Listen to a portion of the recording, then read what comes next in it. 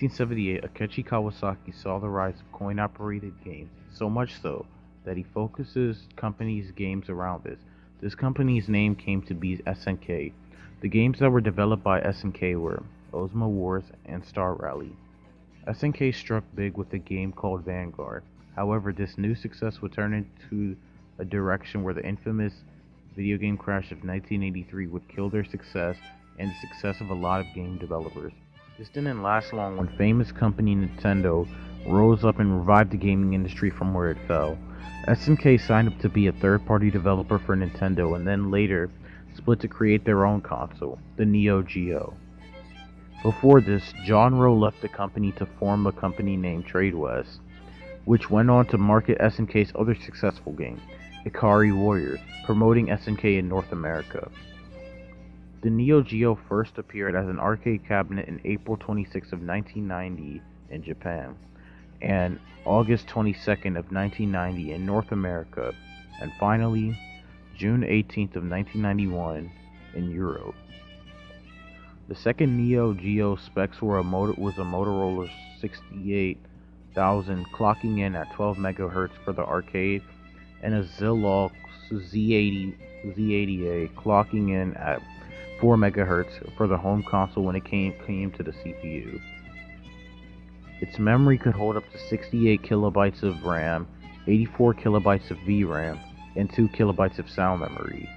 For the 1990s, this was impressive. The arcade unit was so powerful you could fit 6 Neo Geo games into one arcade board. This was perfect for SNK. It's important to realize that the Art of Fighting and Fatal Fury were released to rival the popular sensation of Capcom's Street Fighter II, which was extremely successful at the time and set the bar for fighting games. After Art of Fighting and Fatal Fury's release, director Masanori Kawasaki and producers Takashi Nishiyama and Akechi Kawasaki came up with another fighting game in which it will take the style of a beat-em-up. This was a crossover between Fatal Fury, Art of Fighting, and other SNK series fighters, as they were allowed to choose from the likes of Robert Garcia from the Art of Fighting and Terry Bogard from Fatal Fury. This beat-em-up was called Survivor initially, but as the project was abandoned, it turned into a fighting game. When coming up with the fighting game name, the devs team realized the full name of the first Fatal Fury, the King of Fighters. In this project, they decided to go with this name, the King of Fighters. The principle of the King of Fighters took inspiration from Street Fighter. Unlike Street Fighter, the development team wanted the matches to consist of a 3-on-3 style. Other director Toyohisa Tanabe added Art of Fighting and Fatal Fury characters to appeal to adults, and made the King of Fighter characters to appeal to a younger generation. Characters such as Benamaru Nikaido and Shane Kohen were added to have an offbeat variety in the cast. He has previously been deemed too serious. A small team of 10 beta testers came to play the game. Due to the team's lack of money, the game was advertised poorly. There needed to be a lead character for the King of Fighters, someone new and fresh. His name was Kyu Kusanagi, a snazzy character that would fight the Art of Fighting and Fatal Fury characters easily. The King of Fighters was released to the public on August 25, 1994 in Japan and to the arcade. The game consisted of team-based gameplay where each team was representing a specific place in the world. Japan's team, aka the Heroes team, consisted of Kyo Kusanagi, Benamaru Nikaido, and Goro Diamond. Italy's team, aka the Fatal Fury team, consisted of Terry Bogard, Andy Bogard, and Joe Higashi. Brazil's team, aka the Ikari team, consists of Hayden, Ralph Jones, and Clark Stills. The England team, aka the female team, included King, Mai Shiranui, and Yuro Sakazaki. The Mexico team, aka the Art of Fighting team, consisted of Takumi Sakazaki, Ryo Sakazaki, and Robert Garcia.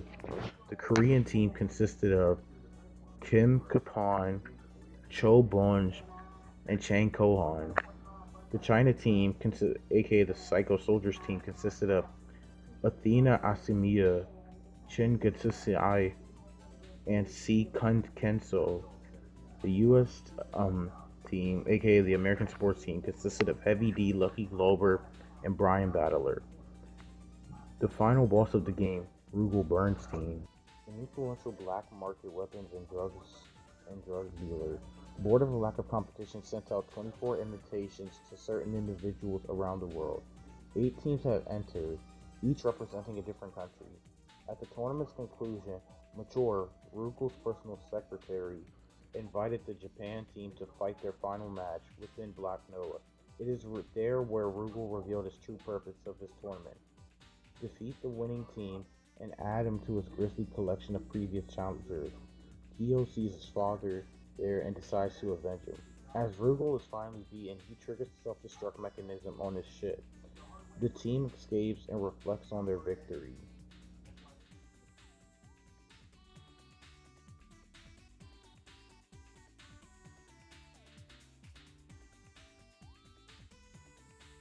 King of Fighters 94 played really unique. The game uses a 4 attack button configuration similar to Fatal Fury 2 and in Fatal Fury Special that consists of light punch, light kick, strong punch, and strong kick. Like in Fatal Fury 2, specialized techniques are performed by pressing buttons in combinations, allowing the player to dodge an opponent's attack or to launch a character's powerful knockdown attack. As most other fighting games, each character has a set of basic, unique, and special moves that can be performed with a series of joystick inputs. Each player has a power gauge at the bottom of their screen, which charges when the character is blocking or taking attack. This can also be filled manually if the character is vulnerable, but it leaves the character vulnerable to attack.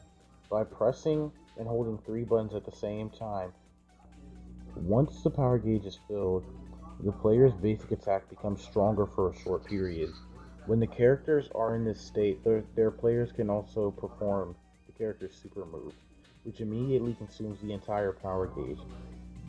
The players can also access the character's super move when their life is 75% empty and flashing red like in Fatal Fury. Use of a taunt can reduce the opponent's power gauge, slow down their manual charging, and stop them from reaching maximum level. Notably, King of Fighters 4 innovated the genre by replacing traditional round-based formats in preceding fighting games with the format of a 3-on-3 based on teams, famously dubbed team battles. Instead of choosing a single character, the player selects from one of 8 available teams consisting of 3 members. Before each match, the player chooses the order of which team member enters the battle first. When the match begins, the members chosen to go first on their respective teams will fight. When one character is defeated, the following member of the same team will take his or her place, while the character on the other team will have a small portion of his life restored. If a player is losing, any remaining fighters can be allowed to jump in and fight.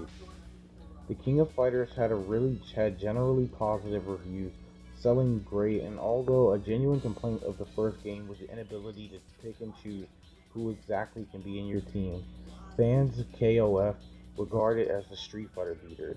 Little did everyone know this would start an immense rivalry between 2 franchises and 2 games respectively.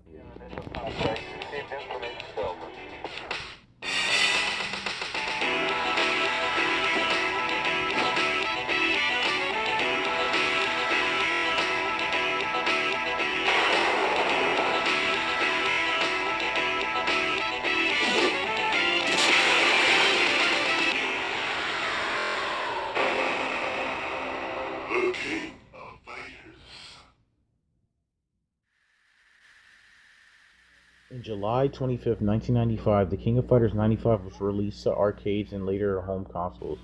Once again, Rugal Bernstein is back and wants revenge on Kyo for defeating him in the first tournament. All teams returned except for Team USA, which was replaced by Team Rivals, which included Iori Yagami, Billy Kane, and Eiji Kisaragi. Iori Yagami would go on to be Kyo Kusanagi's rival, starting off the Orochi saga. Saisyu Kusanagi, Kyo Kusanagi's father, is now playable in the game instead of a computer-controlled boss in 94 being possessed by Rugal. Rugal gaining a new form, Omega Rugal, is now the final boss of the game. Gameplay-wise, not much has really changed, which actually led to some controversy. The game was really successful in the arcades, but the home versions were said to be and to have, and quote, unresponsive buttons by a reviewer at IGN. It was also criticized for not improving much over games like Street Fighter, which Alpha changed a lot. Nevertheless, King of Fighters 95 still did well in the arcades.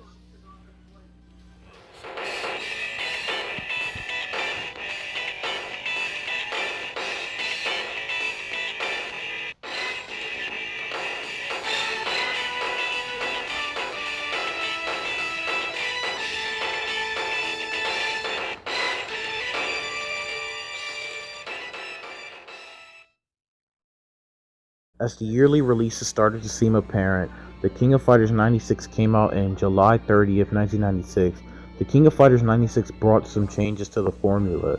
First and foremost, the plot follows a new King of Fighters tournament created by Chizuru Kagura, heir to the Yada clan, who wants to find and recruit Kyo Kusanagi, who defeated the previous King of Fighters host Rugal Bernstein, to ask him and his bitter rival Yoriyagami to help her in sealing the Orochi demon.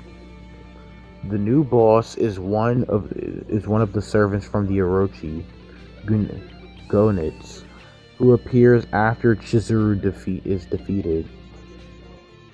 The devs had some problems getting the sprites and special moves to run properly during development, but it was an issue managed to be resolved. Also, new changes is the absence of the rival team, with only Iori making it back.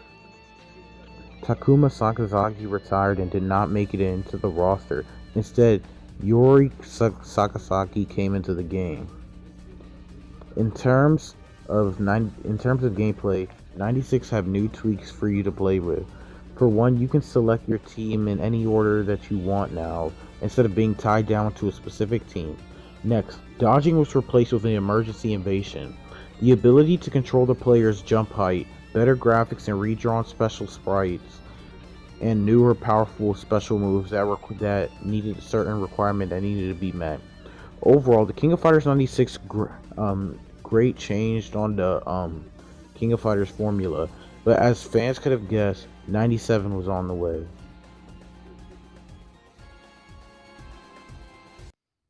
So guys, we finally reached the end of episode 1 for the King of Fighters Retrospective series.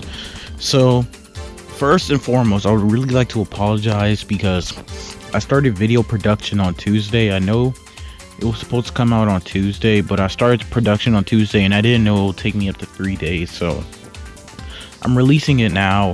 First and foremost, I would like to do some shoutouts real quick. Shoutouts to Soberdwarf. This guy, he puts a lot of hard work into his videos and his review series, and I really would like to shout him out. Also, shout out to all the people that I included their names into the into the video. Check out their YouTube channels. And last but not least, the next guy, he made a really good Sonic retrospective. Please give it up for Mr.SoniK. Both names of Soberdwarf and Mr.SoniK will be is on the screen on tech.